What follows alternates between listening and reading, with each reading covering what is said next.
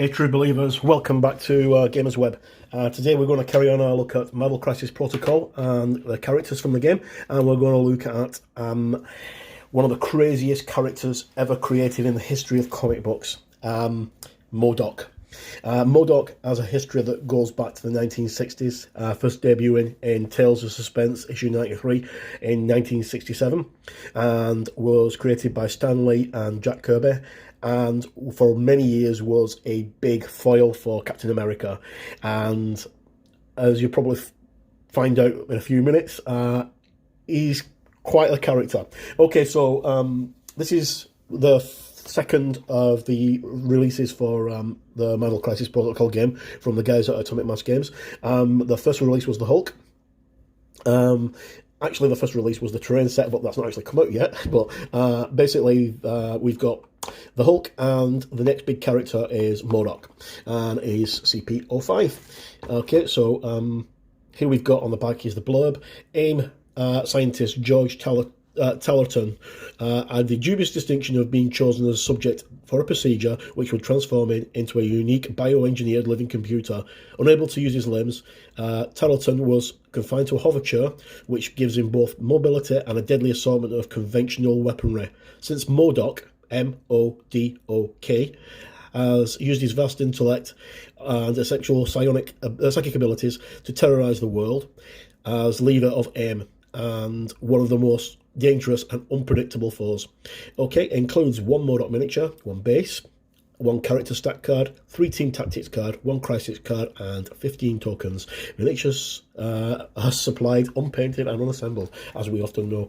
Okay, so once I unbox this, quick bit of information about M.O.D.O.K. He's been known as M.O.D.O.K, which stands for mental, mobile, or mechanised, depending on which version you're going for, organism designed only for killing. He's also been known as lots of other different things as well over the years. M.O.D.O.T, which was mental organism designed only for talking. M.O.D.O.K, which was mental organism designed only for genocide. M.O.D.O.K, which was mental organism designed as America's king. And really strange ones here. M.O.D.O.K, which was mental organism designed only for roller derby.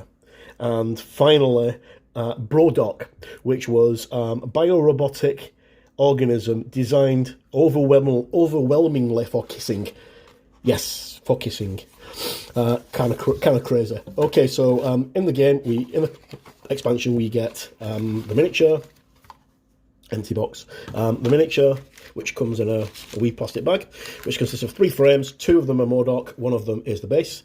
We get our tokens, so we get 5 power tokens, 4 damage tokens, 3 Hydra tokens, and 3 of these tokens which are for his card. And we get his card and his threat card and some team tactics cards. We also get our read this first, which is the usual assembly guide. And M.O.D.O.K is step-by-step assembly, quite simple. And he's sitting above his chair on a wee pedestal, which is meant to be which is a flame, or meant to simulate rocket fuel, and him being jetted up by it. What I'm actually going to do with mine is I'm actually going to change it slightly, and I'm going to get rid of the cloud, and I'm just going to put him on a piece of clear perspex. I just make that onto the base because I think it'll look much better. Not that it looks bad as it is, but okay, so just going to jump straight in and have a look. So as usual, we get our 3D sculpted base with a bottle and a empty coffee cup from the guys at Atomic Mass Games. These are brilliant. They paint up really, really well. And 2 sprues. I mean, M.O.D.O.K doesn't consist of many pieces. It's 1, 2, 3, 4, 5, 6, 7, 8, 9, 10, 11, 12, 13, 14 pieces altogether, you know, and it's very, very simple to put together. Just marry the halves up and it'll go together like a dream. And we'll assemble him and show you what he looks like at the end of the video. Okay, so detail is fantastic. Now, M.O.D.O.K has a face that only a mother could love, really. You can tell that it's designed by Jack Kirby because it's got that very, very typical Jack Kirby look to his face. It's very overly exaggerated, very cartoonesque, very comic book. And Jack King Kirby, God bless him, was amazing visionary with his visual telling, just like Stan Lee was with his storytelling. And they're both sadly missed. Okay, right, so that's the miniature. We'll have a look at him when he's assembled, because at the moment he's just as he is. So what we're going to do now is we're going to quickly have a look at the cards for M.O.D.O.K. And whenever you play as M.O.D.O.K, you've got to talk in a strange accent and go, M.O.D.O.K, because them are the rules. Okay, so his crisis card is an extraction. It's the most expensive one so far. It's 20 points. Alien shape, crashes in downtown. Setup is place 3 rubble piles. Targets of opportunity as shown on map C. Scoring, players score 2 victory points if the character they control is holding the core during the cleanup phase. Interact, you need to interact with the rubble pile and interact with the Kree power core. Pick up the power core. Character holding the power core cannot perform more than 1 move action. When a character ends its activation whilst holding a power core, it suffers 1 damage if it did not make an attack that activation. So basically you have to attack when you're holding the power core, which it makes sense given the way that these crazy things go on with the game. Okay, so recalibration matrix. There's a quick look at the artwork, and the text reads unaffiliated reactive.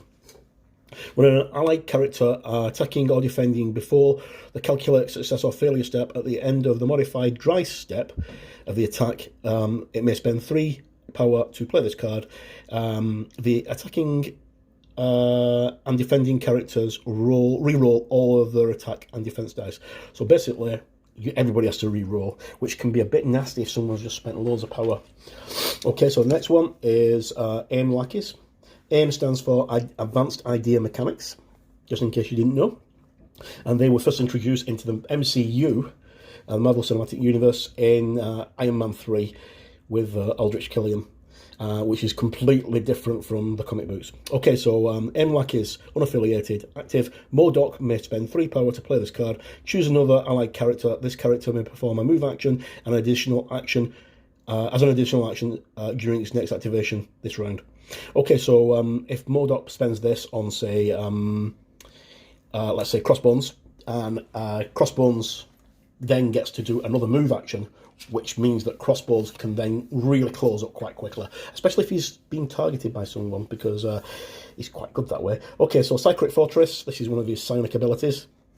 And unaffiliated, M.O.D.O.K active. M.O.D.O.K may spend 3 power to play this card. M.O.D.O.K gains cover for this round. Allied characters gain cover whilst within range 4 of M.O.D.O.K this round. So that's quite good, because range 4 is, it's quite formidable. Okay, so we get the rubble tokens, and then the double-sided, because as well as being double-sided, they have the Kree power generators. Okay, so onto the card for the big guy himself. We'll start with his normal side. Unlike the Hulk, who's a big character, which has one side, when M.O.D.O.K takes enough damage, he flips over. Okay, so he starts off with a base stamina of 10. He's got his... start from the beginning, sorry. M.O.D.O.K, and it's George Talton. He starts off with a base stamina of 10. His movement is small. His height is 4, so he's about the same height as the Hulk. He's got a threat value of 5, which makes him the second most expensive character in the game after Hulk so far. He's got a physical physical defense of 2, an energy of 3, and a mystical of 3.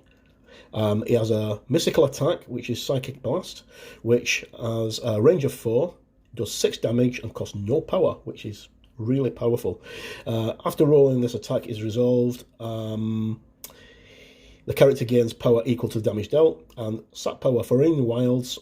Before damage is dealt, the target loses 1 power for each wild attack that this character rolls, and the character gains that amount. So if he rolls 5 wilds, because it's a 6 dice thing, if he rolls 5 wilds, he hits 5 times, and he also drains 5 power off you. Okay, Doomsday Cure, got a range of 4, a power of 5, and it costs 3 power points. Sorry, a range of 4, strength of 5, and it costs 3 power points. Whirling Blades. After this attack is resolved, this character may make an additional Doomsday Cure attack without paying any power cost. The additional attack must be another target within 2 of the original target character. It does not have the Whirling Blade special rule. And so basically it's just a 7 dice attack on the next character, and if he causes any wilds, that character gets bleed. Then he has his innate and inactive and reactive skills. So he's got Bow to the Will of M.O.D.O.K, which costs 2. Choose an enemy character within 3. Advance that character small. A character may be affected by this superpower only once per turn. Imbecile, all the world is a weapon to M.O.D.O.K.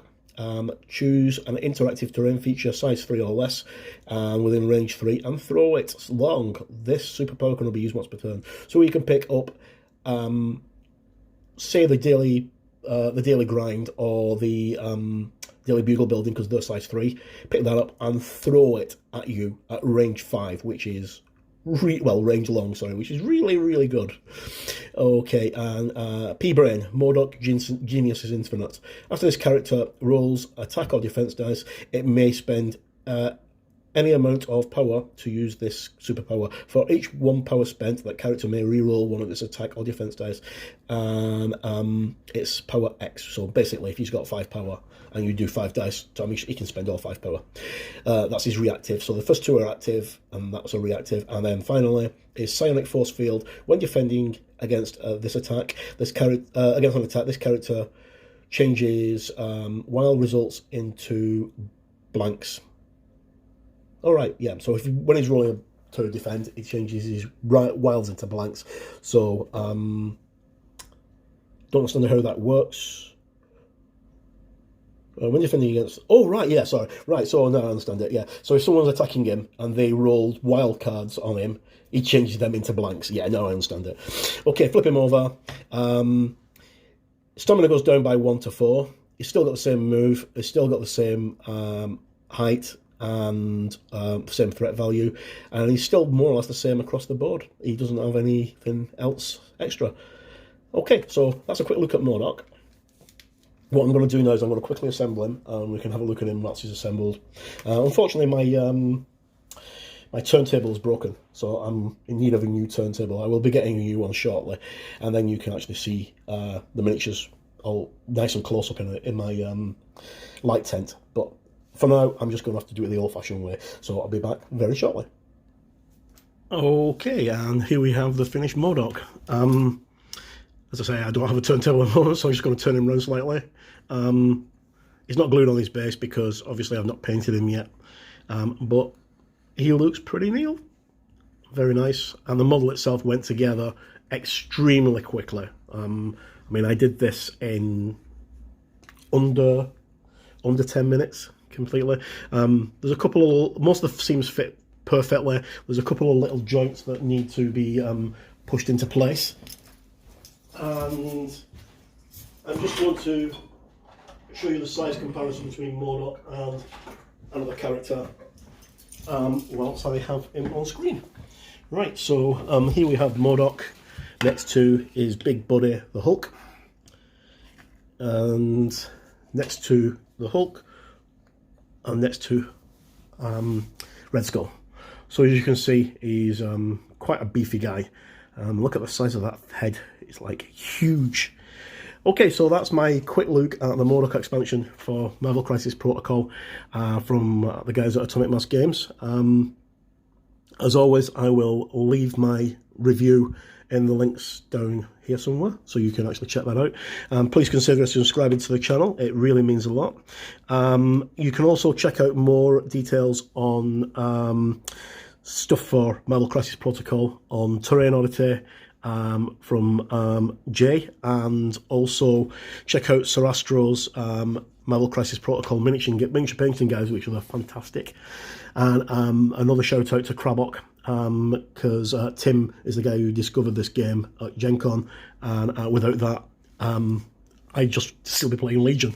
Not that there's anything wrong with Legion, because I love playing Legion.